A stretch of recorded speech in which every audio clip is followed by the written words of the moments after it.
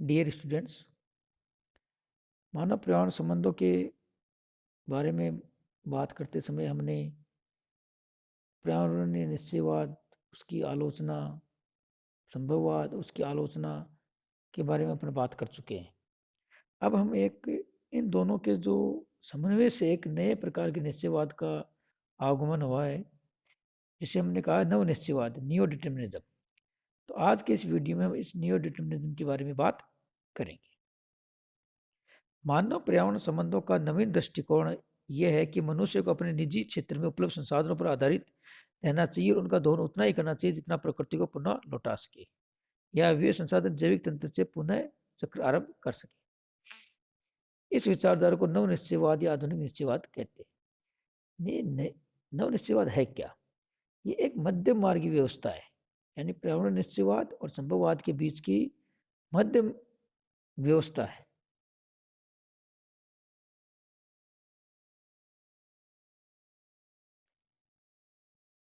इसके अनुसार मनुष्य को पर्यावरण से उतना लेना चाहिए जितना हम उसको वापस पर्यावरण को लौटा सके। यदि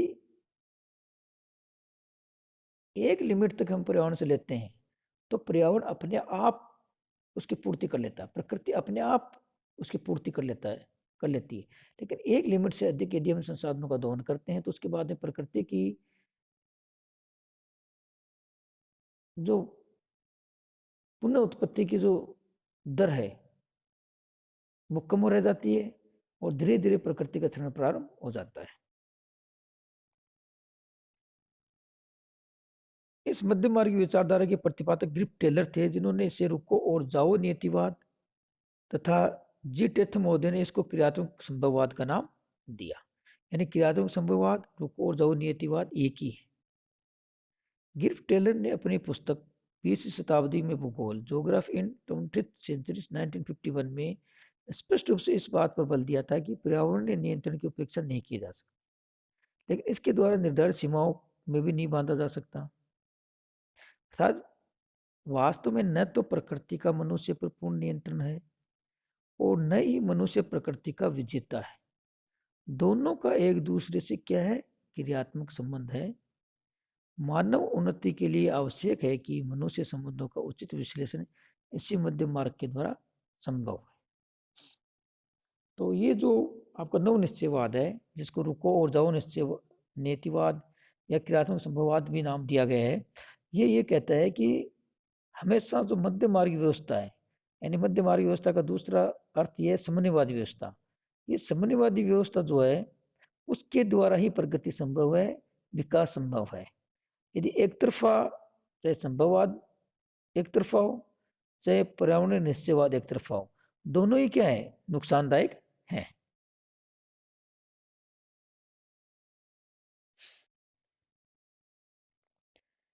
नव निश्चयवादी विचारधारा के मद्देनजर रखते हुए विश्व के अर्थशास्त्री ये मानते हैं कि जनसंख्या को देखते हुए संसाधनों के उपयोग पर अंकुश नहीं लगाया जा सकता। यानी वो ये कहते हैं कि संसाधनों के उपभोग पर रोक नहीं लगाई जा रही। मानव विकास के लिए आर्थिक संभावना के बढ़ते क्रम को नहीं रोका जा सकता। मनुष्य को पुनः जंगली पशु की अवस्था में नहीं लाया जा सकता। इसलिए आर्थिक प्रगति आवश्यक है, परंतु हमें आवश्यकताओं की पूर्ति के लिए ऐसे संसाधनों का उपयोग अधिक करना चाहिए जिनका नवीनीकरण प्राकृतिक या मानवीय रूप से अधिकाधिक संभव हो। यानी ऐसे संसाधनों का अधिक उपयोग किया जाना चाहिए जिनका नवीनीकरण प्रकृति में संभव हो और ज्यादा से ज्यादा हो। इसके लिए विकसित देशों में इस्पात व अन्य धातुओं के चक्रीकरण के पुनः काम में लिया जाता है और जल का भी पुनः चक्र आरंभ कर दिया गया है। पेट्रोलियम जनित रासायनिक पदार्थों का कम उपयोग करके या इनके स्थान पर ऊर्जा के अन्य स्रोतों का उपयोग कर वातावरण में सामंजस्य स्थापित किया जा सकता है। सौर ऊर्जा का उपयोग न केवल खाना बनाने के लिए बल्कि मोटर कार और अन्य स्वचालित वाहनों को चलाने में जाने लगा है। इसी प्रकार कृषि कार्यों का अधिक क्षेत्रीय विकास न करके सघन कृषि व महासागरों में उपस्थित वनस्पति और जीव जंतुओं से उत्पन्न भोजन मनुष्य के लिए उपलब्ध कराया जा रहा है। तकनीकी अनुसंधान का उपयोग जंतुओं की संख्या कम करने पर अधिक दूध, मांस और उत्पादन करने में किया जा रहा है। इसी प्रकार मनुष्य के भोजन की आवश्यकता के लिए अन्य प्रसंचित भोजन सामग्री बनाई जा रही है। इससे प्राकृतिक संसाधनों का उपयोग कम हो तथा मनुष्य और पर्यावरण में मैत्री संबंध बने। भूगोलवेत्ताओं व अन्य पर्यावरण शास्त्रियों की मान्यता है कि ये विश्व एक अंतरिक्ष यान की भांति है, जिसकी अर्थव्यवस्था भी अंतरिक्ष यान की सीमित सामग्री की तरह है। उसी सीमित भोजन के आधार पर अंतरिक्ष यान को चलाना पड़ता है। उसी प्रकार पृथ्वी पर भी संसाधन सीमित हैं तथा उनका न्यूनीकरण भी समय लेता है। उपयोग करने के उपरांत संसाधनों से उत्पादित वस्तुएं प्रारंभिक तथ्य के रूप में परिवर्तित हो जाती हैं। इसके उपरांत उन्हें पुनः चक्र में लाने में अधिक समय लगता है। अतः यदि हमने संसाधनों का सीमित उपयोग नहीं किया तो मानव जाति उसी प्रकार विलुप्त होती जाएगी जिस प्रकार से डायनासोर विलुप्त हुए थे। इस तथ्य को मद्देनजर रखते हुए पर्यावरण को पोषण को स्वस्थ बनाए रखें।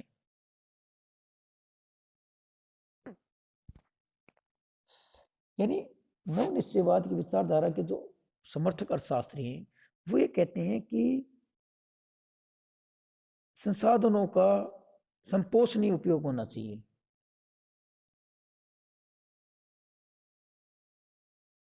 वो ये नहीं कहते कि आप संसाधनों का उपयोग करना बंद कर दो। वो ये नहीं कहते कि मनुष्य की प्रगति को बंद कर दो। वो ये भी नहीं कहते कि मनुष्य के विकास पर रोक लगा दो या उसके विकास को धीमा कर दो।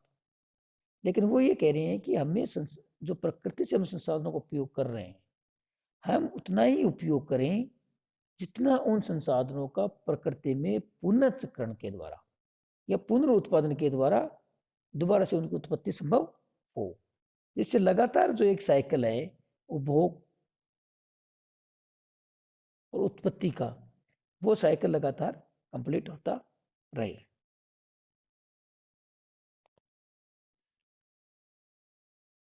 इसलिए संसार के अंदर ज़्यादा से ज़्यादा पुनर्चक्रण वाले जो पदार्थ हैं या पदार्थों का पुनर्चक्रण का करके उनके पुनः उपयोग में लाने की व्यवस्था करनी चाहिए।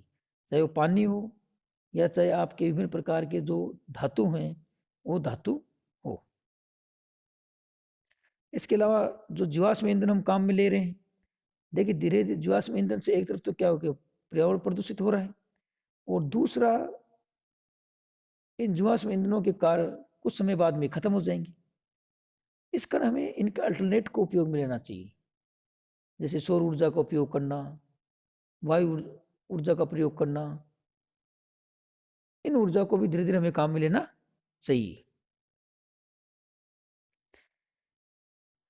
नवनियतिवाद के समर्थन में श्राडर महोदय ने अपनी पुस्तक the foundation of geography in the 20th century में लिखा है कि विज्ञान का आदर्श दबाव न होकर के समन्वय होना चाहिए और मानव भूगोल का नारा प्रकृति की विजय अधीनता न होकर उसके साथ सहयोग होना चाहिए।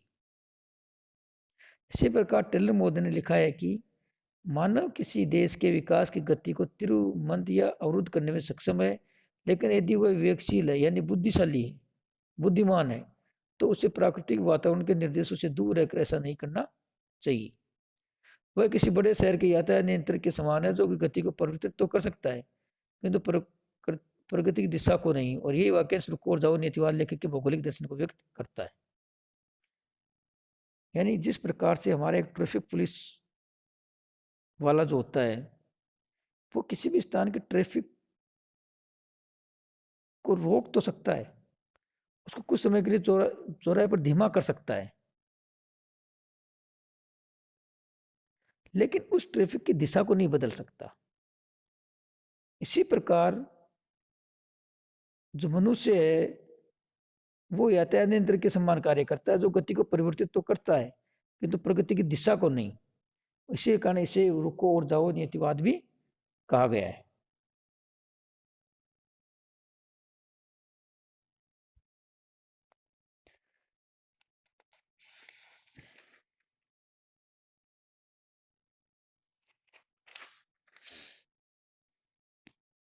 मनुष्य पर्यावरण के मध्य सहजीवन।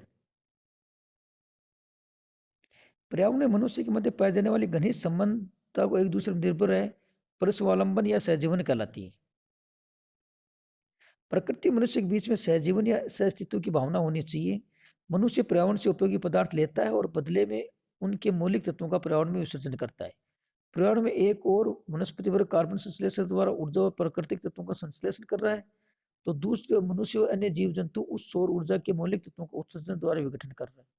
ये संश्लेषण तथा विघटन की प्रक्रियाएं पृथ्वी के प्रत्येक स्थान पर पर्यावरण की किसी भी कड़ी को हटाना अथवा विलुप्त कर देना अप्राकृतिक है, जिससे पर्यावरण का ह्रास होता है। सौर ऊर्जा का संचय वनस्पति जगत में प्राथमिक उत्पादक करते हैं, जिनमें काई, घास, छोटे बड़े पोषी पौधे आदि सम्मिलित है। इन प्राथमिक उत्पादों से प्रत्येक जैविक आणविक में 640 कैलोरी सौर ऊर्जा का संचय होता है। इन प्राथमिक उत्पादों को जीव जंतुओं के द्वितीय पोषण से शाकाहारी वर्ग खाता है और सौर शक्ति प्राप्त करता है। इसके साथ ही भूतल पर विद्यमान लगभग 60 तत्व जो रासायनिक पदार्थ के रूप में होते हैं, जंतु ग्रहण करते हैं। जंतु में विसर्जन क्रियाएं होती हैं, उनके शरीर में पाचन क्रिया द्वारा ऊर्जा और रासायनिक पदार्थों को वनस्पति वर्ग में स्थानांतरण होता है। मनुष्य में यही प्रक्रिया, तो मनुष्य अपने आधारभूत आवश्यकताओं के बाद भी अपने जीवन यापन के लिए पर्यावरण के अन्य तत्वों का विखंडन करता रहता है, यानी कि सामान्य रूप से पूर्ति नहीं हो सकती। इसलिए यह आवश्यक है कि सह अस्तित्व के संबंध में पर्यावरण से प्राप्त संसाधन, जिनमें सौर ऊर्जा और प्राकृतिक तत्व दोनों सम्मिलित हैं, प्रकृति को पुनः लौटा दिए जाएंगे। आधुनिक युग में इस सह अस्तित्व के संबंध पर प्रभाव पड़ा है, जिससे पर्यावरण आपका क्या हो गया है, असंतुलित हो गया है।